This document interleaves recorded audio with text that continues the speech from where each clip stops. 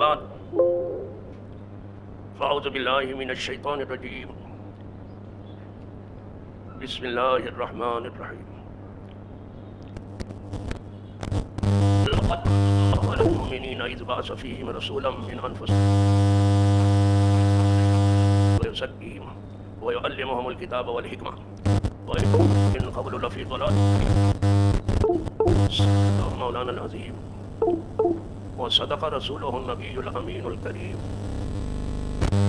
وقد ذلك من الشاهدين والشاكرين والحمد لله رب العالمين. برادران دینی و یقینی، عزت احترام حاضرین و ناظرین، موجودین و غائبین،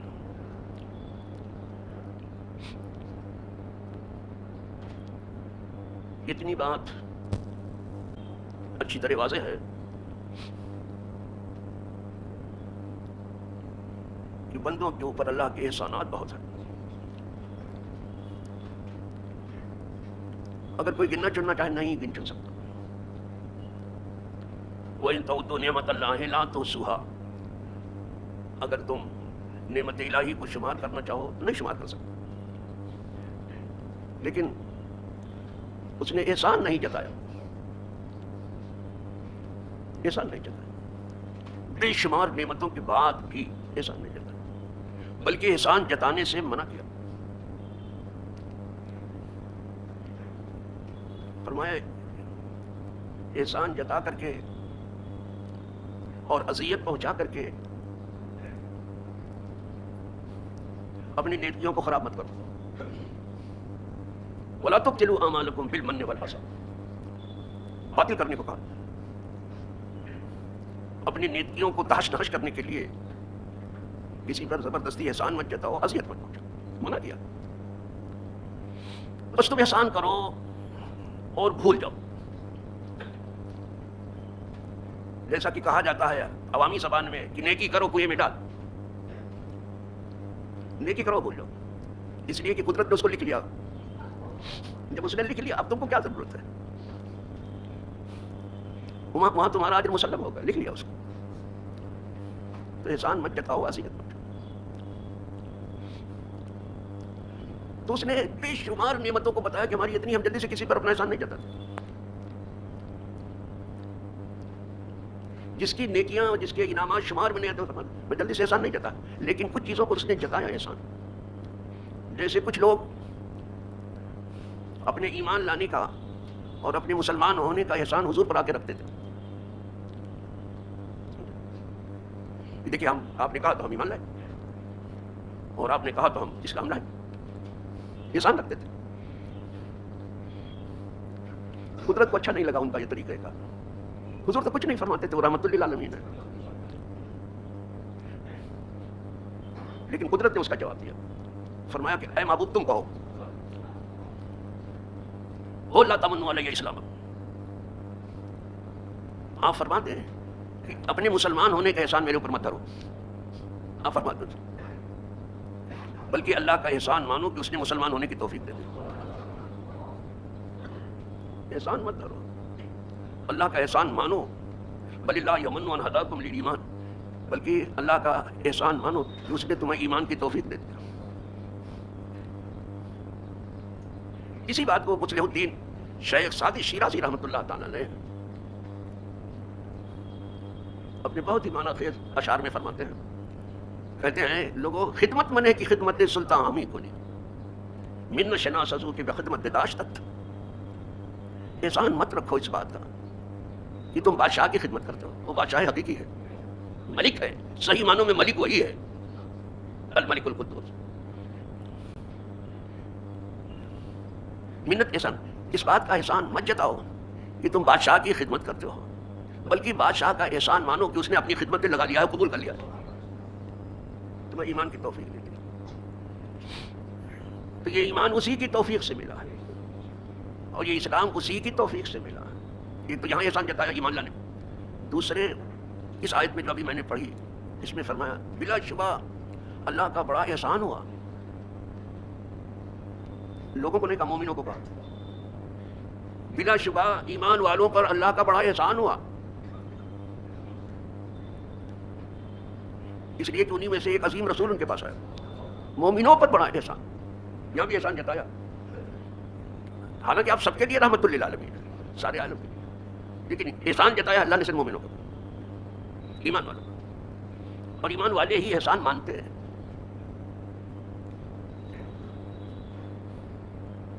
یتلو علیہم آیاتہ، وہ رسول ان کے اوپر اللہ کی آیتیں پڑھتے ہیں، وَيُزَكِّيهِمْ، اور ان کو صاف ستھرا کرتے ہیں۔ وہ معلم کائنات ہو کے آئے ہیں، وہ پڑھتے بھی ہیں اور لوگوں کو صاف ستھرا کرتے ہیں، وہ معلم کائنات بھی ہیں، وہ مزکی بھی ہیں، وہ اتنے صاف ستھرے ہیں کہ تمام لوگوں کو گناہوں سے دھو ڈالا، بالکل صاف۔ کنارے پڑھو بابا صاحب، ایک تو بنیان پہن کے آتے ہیں اللہ کے دربار میں،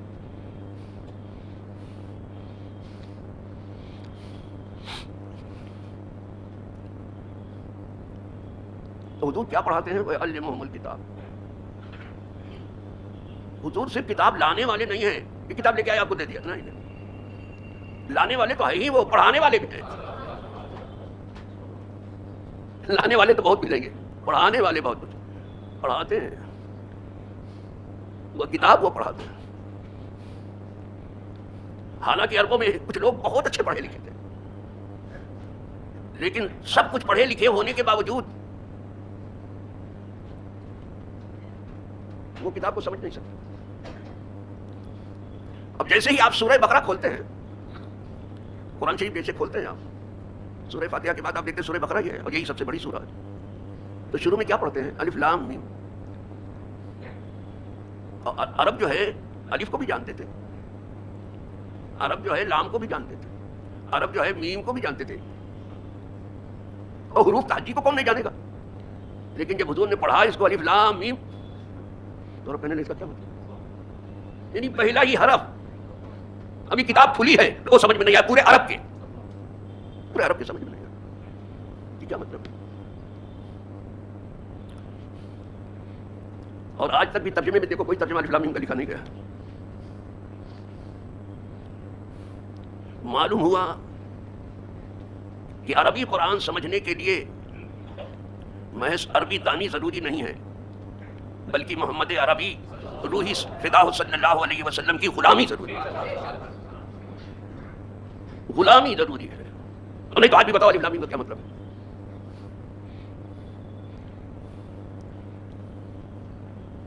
مفسرین وہاں لکھتے ہیں جہاں اللہ عالم بمرادہ کے ساتھ، اللہ جانے اس سے اس کی کیا مراد ہے، یعنی پہلا ہی ہر قرآن کا نہیں سمجھ میں آیا۔ تو محض عربی جاننا، عربی زبان میں مہارت رکھنا، عربی محاورات کو پہچاننا، عربی اصول کو پہچاننا، اس کے ضابطے کو پہچاننا، یہ سب کافی نہیں ہے۔ عربی میں جو یہ کتاب اتاری قرآن عربیہ، عربی زبان میں جو قرآن اتری ہے، اس میں حضور کی غلامی ضرور ہے، پہلے ہی گھٹنا ٹیک دیا، ابھی کتاب کھلی ہے اور تمام لوگوں نے گھٹنا، اعلیٰ حضرت ایسے تھوڑی کہتے ہیں تیرے آگے یوں ہیں جھکے پیچھے، ایسے نہیں کہا، یہ شاعری نہیں کی ہے بابا، قرآن سے جو معنی سمجھا تھا اس کو بیان کیا ہے۔ اسی لیے فرماتے ہیں قرآن سے میں نے شاعری سیکھی، نعت گوئی سیکھی۔ نعت گوئی کو ہم نے کسی شاعر سے نہیں سیکھا کہ نعت کیسے کہنا چاہیے، کسی شاعر سے نہیں سیکھا۔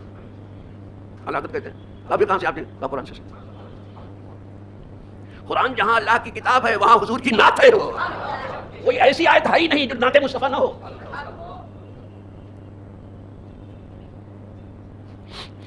قرآن سے میں نے شاعری سیکھی، بس۔ تو کوئی کہے قرآن تو کوئی شاعری تھوڑی ہے، وہ تو بڑا منظم کلام ہے، ایسا کلام ہے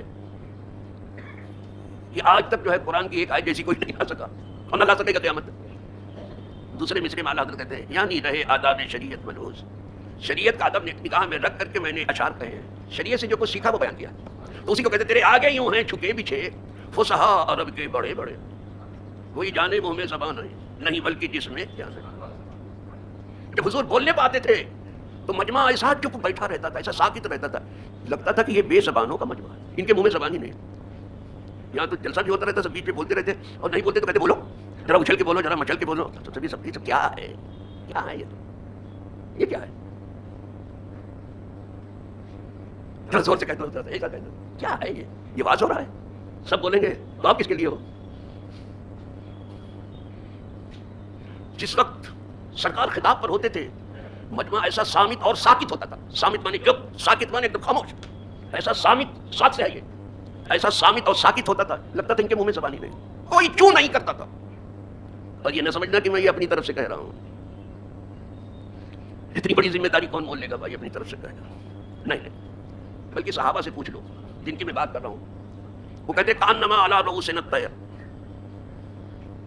گویا کہ ہمارے سر پہ پرندے بیٹھے ہیں، چپ چاپ سامت اور ساکت بیٹھے.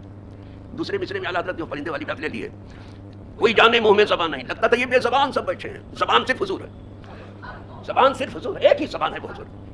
ایسی زبان کسی کو ملی ہی نہیں. میں نثار تیرے کلام کے، ملی یوں تو کس کو زبان ہے؟ ایسے تو سب کے منہ میں زبان ہے. میں نثار تیرے کلام کے، ملی یوں تو کس کو زبان ہے؟ کوئی ایسا جس کے منہ میں زبان نہ ہو. لیکن اس زبان کی جب کھلتی تھی تو پھول چھڑتے تھے. ایسی زبان کس کو کسی کو ملی؟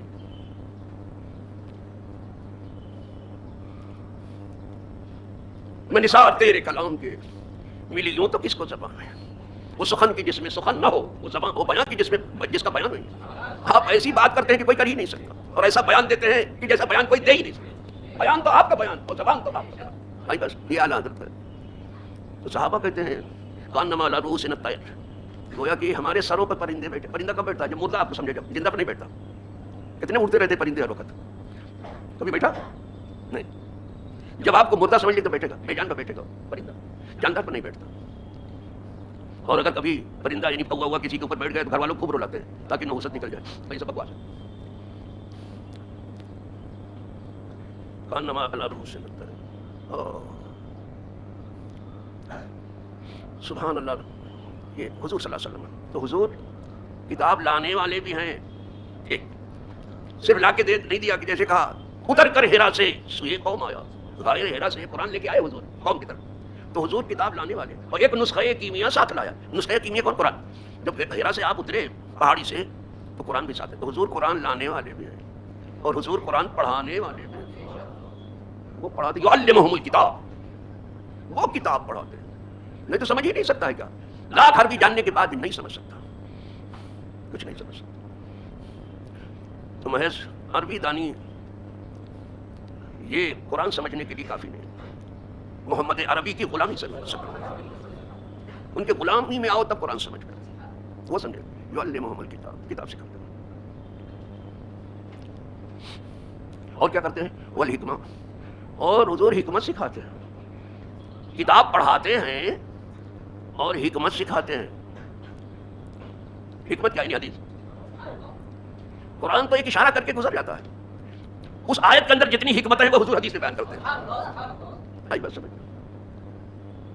قرآن نے تو کہہ دیا کہ بس نماز پڑھو، کیسے پڑھیں؟ قیام کو بھی کہہ دیا کہ قوموا للہ قانتین، فرما بردار، کیسے کھڑے ہو معلوم نہیں. ورکعوا کہہ دیا رکوع کرو، کیسے کریں؟ واسجدوا کہہ دیا کیسے سجدہ کریں؟ کچھ ہے کہیں؟ کچھ نہیں. تو قرآن کا ایک اشارہ کر کے گزرتا ہے، مجمل بیان دیتا ہے سب کچھ قرآن میں. کوئی چیز ایسی نہیں جو قرآن میں نہ ہو، سب ہے، لیکن وہ اشارہ کر کے حضور اس کو کھولتے ہیں، اس کی حکمت سمجھاتے ہیں. اس کا بیان پر حکمت وہ حدیث میں ہے. اسی لیے ضروری ہے کہ قرآن سمجھنے کے لیے حدیث کا علم آپ کو ہو. اس لیے کہ جو لانے والے ہیں وہی پڑھانے والے ہیں، وہی پڑھانے والے. تو حدیث کا علم ہونا چاہیے. جسے حدیث کا علم صحیح معنوں میں ہوا تو وہ قرآن کو زیادہ اچھے طریقے پر سمجھے. ہمارے ہاں کہیں کہیں درس قرآن ہے جہاں علماء ہیں، لیکن درس حدیث کا رواج بہت کم ہے، اور یہ افسوس کی چیز ہے. حکمت مانے وہی قرآن حدیث ہے، وہ حدیث کا درس دیتے ہیں، سمجھاتے ہیں.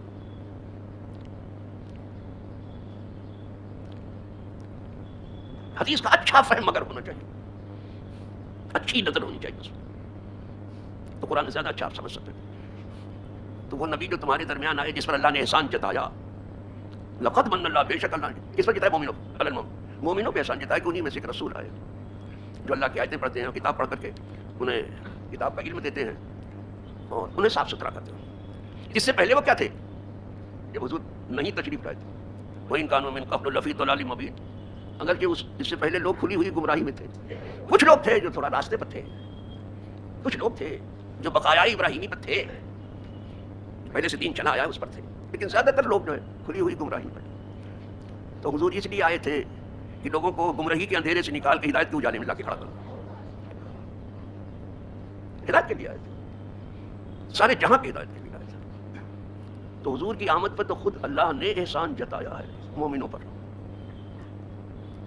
اسی لیے ایک شاعر نے عربی میں کہا ہے، اچھا کہا ہے، من اللہ علینا اسباس محمدہ. عربی میں کہا ہے اللہ نے بڑا احسان کیا ہمارے اوپر جب ہمارے درمیان حضور کو بھیج دیا. ایدنا بایدہ وایدہ باحمد. کیا کہنا صاحب، اللہ نے ان کی مدد جو ہے اپنی طرف سے کی ہے، وہ اسے خالی ہاتھ نہیں آئے ہیں، اللہ کی مدد ان کے ساتھ ہے. اور اسی لیے جو ان کے قدموں میں ہیں آج بھی اللہ کی مدد ان کے ساتھ ہے. وہ قدم میں آنے کی بات ہے، صحیح معنوں میں جو قدم. اور یہ کہہ رہا شاعری کہہ رہا ہے ایدہ بایدی، اللہ نے اپنی طرف سے ان کی مدد کی. وہ ایدنا، اور ہماری مدد اپنے حبیب سے کرائی. احمد حضور ہمارے مددگار ہو کے آئے ہیں، ہماری مدد کر رہے ہیں. ارسلہ مبشرا، ان کو بھیجا خوشخبری سنانے کے لیے مومنوں کو، ان کو خوشخبری سنا دینے کے لیے جنت ہے. ارسلہ ممجدا، اور ان کو بھیجا اس طرح سے کہ ان کی بڑی تعریف آئی ہے اس میں.